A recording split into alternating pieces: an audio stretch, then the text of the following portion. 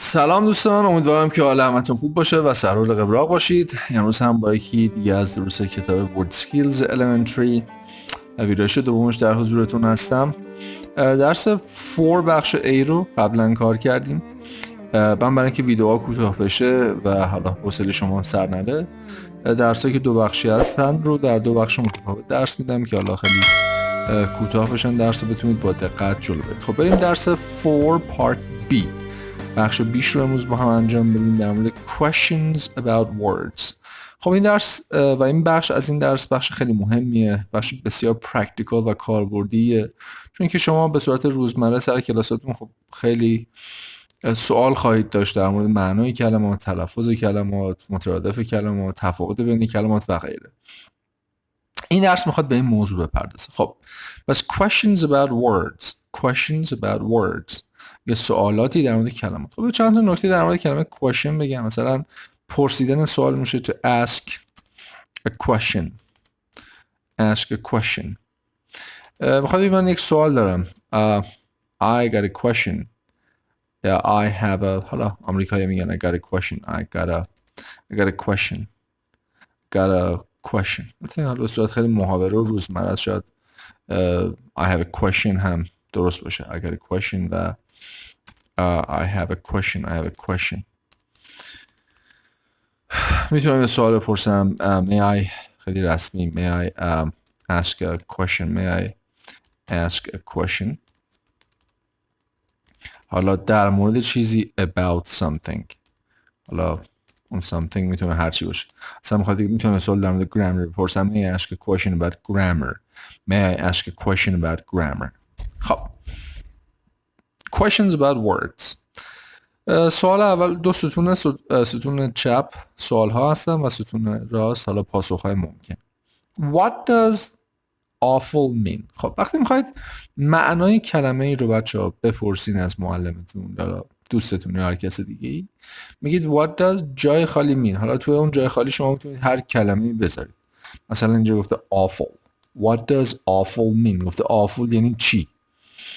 What means awful هم که خب اشتباهه. در پاسخ گفته I don't know. نمیدونم. تلفظش رو ببینید. اینجا میگم I don't know. نمیگم I don't know. I don't know. یه مترادف خیلی خوبم میتونید برای I don't know یاد بگیرید اینجا. I don't know. Beats me. Alright? So I don't know or beats me. I don't know. یا اینکه اگه معنیشو میدونم میگم it means به این معنیه که فلان. پس I don't know یا حالا it means terrible. بله معنی awful میشه terrible یا خیلی بد. وقتی میخوام بپرسم تو انگلیسی مثلا به این چی میگیم، حالا ممکنه یک تصویری باشه توی کتاب، به اون تصویر اشاره کنید از معلمتون بپرسید، یا یک شیئی باشه مثلا مداد باشه، خب بگید به این انگلیسی این چی میشه. بعد بگیم what's this called in English. تو انگلیسی به این چی میگن؟ What's this called in English. یا بگم how do you say فلان چیز in English. مثلا بگم مثلا نمیدونم مربا به انگلیسی چی میشه. How do you say مربا in English. حالا اینجا کلمه فرانسویه فکر کنم fails که در پاسخ حالا ممکنه معلمتون بهتون بگه I can't remember یادم نمیاد، یا میگه it's a spoon یه به این یه قاشق میگن. یا تو سوال دوم گفته how do you say fails in English. fails احتمالاً کلمه فرانسویه به معنی پسر. son or fails is French for son. یه fails فرانسویه کلمه son یا همون پسر هست. پس اینم خیلی سوال کاربردیه. Could you explain؟ وقتی میخوام از معلمم بخوام که در واقع توضیح بیشتری در مورد یک عبارت یا یک کلمه بده، میگم could you. اولا could you هم اوکی، ولی خب میگم اون چیزی که خیلی محاوره و روزمره است معمولا میگن could you explain میشه توضیح بدید فلان چیزو. مثلا اینجا گفته could you explain no vacancies. میشه عبارت no vacancies رو توضیح بدید. گفته فقط نگید could you explain me، حتما بعد explain اون عبارت بید. could you explain no vacancies. نگم could you explain me no vacancies. و گفته yes. خب no vacancies میدونید که یک علاماتی هست روی هتل ها یا مسافرخونه ها میذارن، یعنی اینکه دیگه هتل پر شده، جای خالی نداره. no vacancies. Yes, you can see it in a hotel window. میتونید توی یک پنجره هتل ببینید. It means به این معناست که چی؟ The hotel is full. هتل پر شده. There are no free rooms. اتاق خالی دیگه وجود نداره. Free room یعنی اتاق خالی. پس خوبه که واسه no vacancies رو اینجا کتاب گفته، این رو هم یاد بگیرید. no vacancies. حالا اینو که گفتم کلمه vacant هم بهتون بگم. vacant یعنی خالی. vacant مترادف کلمه empty، متضاد کلمه full یعنی پر. پس vacant یعنی خالی، empty هم که مترادفشه متضادش میشه full یعنی پر. So could you explain no vacancies? Yes, you see it in a hotel window. It means the hotel is full. There are no free rooms. اتاق خالی هم که میشه free room. A free room یک اتاق خالی. What's the difference between hello and hi? وقتی میخوام تفاوت دو تا کلمه رو بپرسم، مثلا اینجا گفته تفاوت hello و hi چیه؟ ممکنه شما مثلا بگید تفاوت بین home و house چیه؟ حالا کلماتی که شبیه به همن. سوالش اینه what's the difference between. البته میگم تلفظ من بچه تلفظهای آمریکایی هستش، بریتانیایی یا استرالیایی یا کانادایی نیستش، همشون در واقع تلفظهای امریکن هست. What's the difference between what's the difference between hello and hi. پس ساختارش اینه what's the difference between فلان چیز and فلان چیز. و خب معلم توضیح داده the meaning is the same. معناش یکیه. The meaning is the same. The same یعنی یکسان. The meaning is the same but hi is informal. میگه ولی hi غیر رسمی. پس از این سوال بخوام یه نکته بگم، حالا خودش که نوشته ولی باز منم می نویسم. پس what's the difference between فلان چیز and فلان چیز.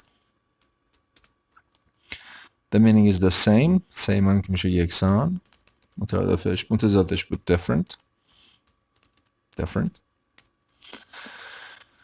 But hi is informal. کلمه informal formal هم که قبلا یاد گرفتید بازم می نویسم. formal یعنی حالت رسمی و informal غیر رسمی. What's the opposite of big؟ وقتی میخوام متضاد کلمه رو بپرسم، گفتم متضاد کلمه big چی میشه؟ پس what's the opposite؟ البته به جای کلمه opposite خب قطعا کلمه سینونیم رو بهتون گفته بودم قبلا. سینونیم یعنی مترادف. متضاد حالا علاوه بر opposite کلمه antonym رو هم داریم. پس antonym یک کلمه opposite. So what's the opposite of big؟ میگه متضاد کلمه big چیه که گفته small. پس what's the opposite of فلان چیز. How do you pronounce؟ وقتی میخواید تلفظ کلمه رو بپرسید، مثلا جا گفته کلمه tie حالا که تلفظش میشه tie، تلفظش چطور هست؟ How do you pronounce فلان کلمه؟ اونم گفته it's like my، تلفظش مثل کلمه my. tie مثل my. like یعنی شبیه، مثل، یکی از معانیش میشه. 8 is pronounced like night. Is that right or correct؟ میگه 8 تلفظ میشه مثل کلمه night. Is that right؟ این درسته؟ کلمه right و correct تو درس قبلی داشتیم. Is that right؟ درسته؟ Is that correct؟ درسته. حتی عبارت هم داریم دیگه. Am I right؟ درست میگم؟ Am I right؟ خب خیلی بخوام دوباره با لحجه دقیق بگم am I right؟ am I نمیگم. am I right؟ am I right؟ am I right؟ درست میگم؟ No, that's wrong. نه اشتباهه. That's not right هم میتونیم بگیم. نه درست نیستش. It's pronounced like wait. یه 8 مثل wait تلفظ میشه. و عبارت آخر how do you spell apple؟ یه اپل رو چطور دیکتهشو مینویسی؟ spell یعنی هجی کردن، ولی خب ما زبان روزمره معمولا نمیگیم هجی کردن، میگیم دیکتهش چجوریه. How do you spell apple؟ I'm not sure. یعنی من مطمئن نیستم که چطور باید بنویسمش. Is it one P or two؟ یه دونه P داره یا دوتا؟ It's A، حالا داره میگه It's A double P، دوتا P، L-E. دابل یعنی دوتا بچه ها. البته آمریکایی معمولا کلمه دابل استفاده نمیکنن، میگن پی پی. بیشتر بریتانیایی هستن که معمولا میگن دابل پی. مثلا تو شماره تلفن هم مثلا دو تا دو باشه میگن دابل تو، ولی آمریکایی میگن تو تو. برای این دابل خیلی بیشتر تو زبان بریتیش انگلیسی که تو بریتانیا صحبت میشه استفاده میشه. خب این هم از این درس. نکات بسیار مهمی داشت. حتما تمریناشو انجام بدید و پاسخاش هم که آخر کتاب هست. اگر هم لغتی چیزی بود میتونید با دیکشنری تحلیلگران، نظرم دیکشنری نسبتا خوبیه، چک کنید معنی لغات رو که به مشکل بر نخورید. پاسخاشو حتما آخر کتاب چک کنید. اگر هم با سوالی بود میتونید در بخش کامنت زیر همین ویدیو بنویسید، من حتما در اولین فرصت پاسخ میدم. روز بخیر، خدا نگهدار همتون.